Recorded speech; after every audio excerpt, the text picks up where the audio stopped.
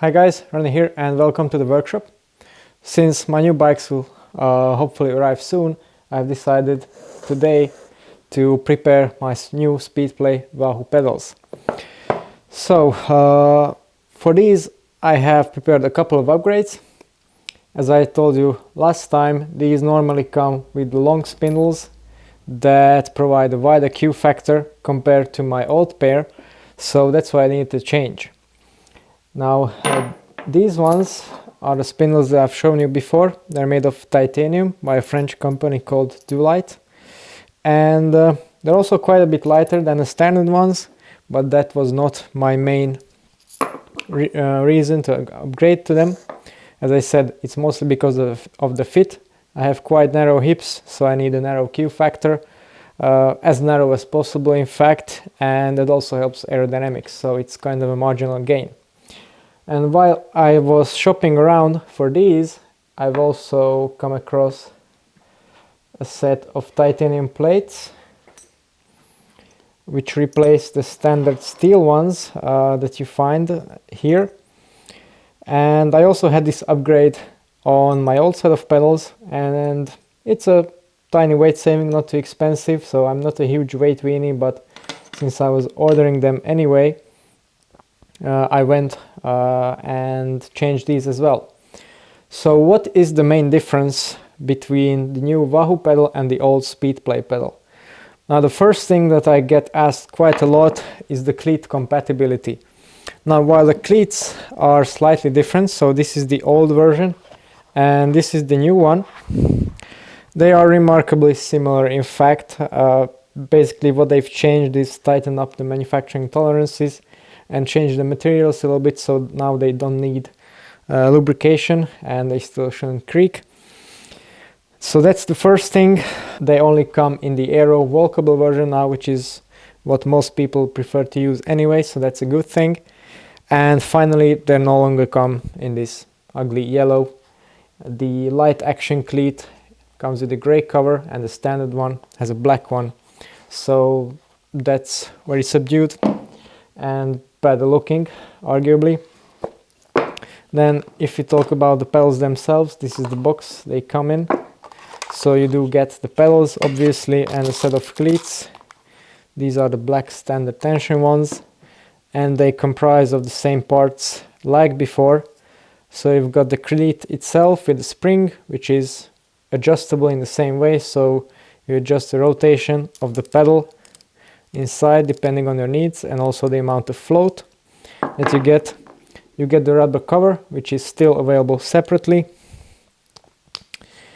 You get the cleat adapter in case you're using 3-bolt shoes instead of dedicated Speedplay ones like you usually do. And you also get this Aero surround, which was missing earlier, so now it's included. That's pretty neat. And then you get all the necessary hardware, of course, and different shims with different angles to match the curvature of the outsole. This is very important because this type of cleat only works when it's completely flat. So if you have a sole that has more curvature and you tighten it on, then you actually make it curve upwards, and then the spring doesn't work anymore because it's binding. So that's it, what you get in the box. And yeah, this is the set of pedals that I have.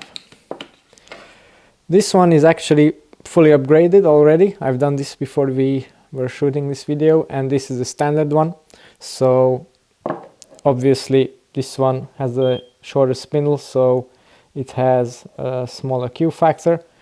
Otherwise it's the same. If we look at the weight, this upgraded one comes in at 78 grams and the standard one is 105, so that's quite significant, around 20% weight saved. Not that I would care, as I said, for me it's mostly about the Q factor. If we compare the pedals themselves to the old ones, there are a couple of key differences. So first we have the interface.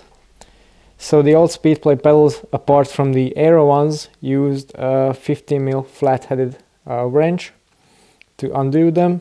This is not very practical because most of us servicing bikes use Allen keys. So that has been now changed to 6mm and 8mm Allen key respectively, depending on the version. This one is an 8. The Nanos use a 6. So that's more practical. Then one of the key things that Speedplay users have been complaining about is the rocking motion that's developed from the wear of the pedal body itself. Now it doesn't affect this particular one because it's all metal. This is the Pave version, but the standard ones had these surfaces made out of plastic, and as the cleat was engaging with them, they wore off, so they enabled the shoe to rock. Now this is no longer the case because the pedal body now has an all-around metal surround, so there's no possibility of wear and thus rocking shouldn't develop.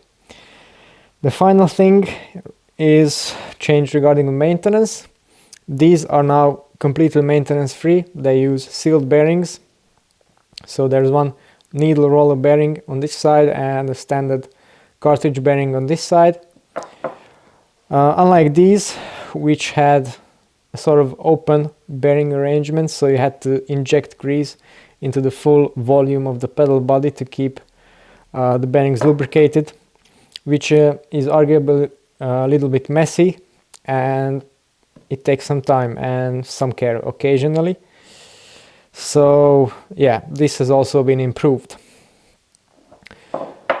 I've already ridden the standard version of these pedals, the non-aero double-sided version on the kicker bike, and I can say that the engagement and the cleat action itself is rock solid, so gone are the days of sloppy interfaces. So that's good. And now I just need to upgrade these couple of pedals to suit my new bike. So in this video I'm also going to show you how that is done. Okay, so now to the installation process itself. So what are the things you need?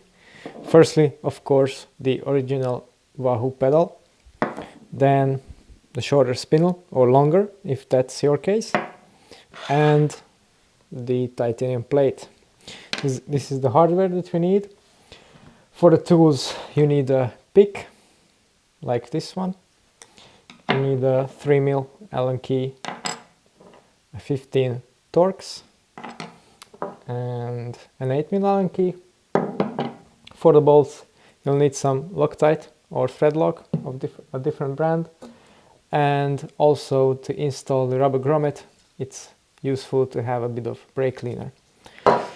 Okay, so let's start with the installation. The first thing you have to do is take your pick and remove this little rubber grommet without damaging it, like so. You set it aside. This is the one that prevents water ingress at the bolt. This is where the 3mm Allen key goes, and you need 8mm for the spindle. Undo it. All the bolts are quite generously glued, so it takes some effort to undo them. Keep that in mind. Use quality tools, not to strip them. There you go. Spindle is out. You can see the bearings inside. The bolt itself can't actually be removed at this stage without removing the bearing. So we'll just apply the thread lock directly onto the spindle, like so. Then tighten the bolt.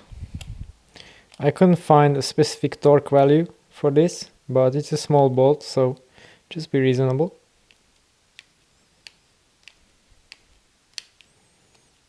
At this stage it's pulling the axle into the bearing, so that's fine.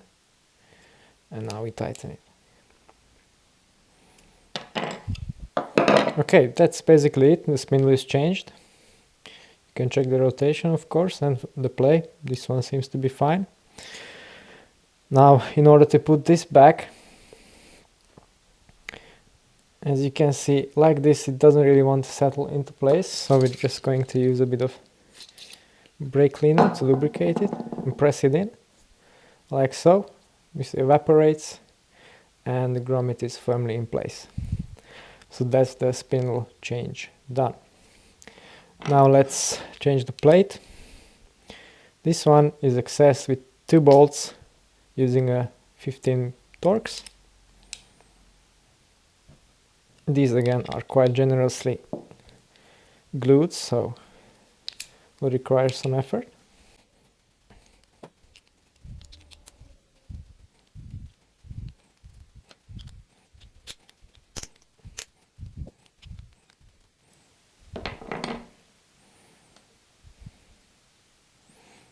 You remove this, the old one, like so, and the new one just fits straight over it.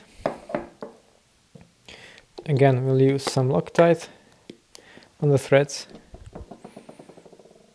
You really don't want this coming loose while riding.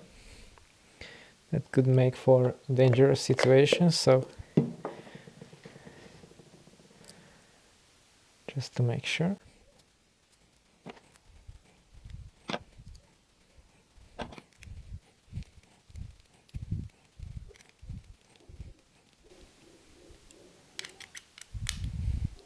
Again, make sure to tighten them a reasonable amount. And there you go. The Wahoo Speedplay pedal is now fully upgraded. Okay guys, so that's all about my new Speedplay Wahoo pedals. People seem to think that these are not for everyone, but I certainly like their benefits and can only recommend them. So I'll inform you later on how they perform versus the old ones, or just in general. So if you want to know more about that, then stay tuned for further videos.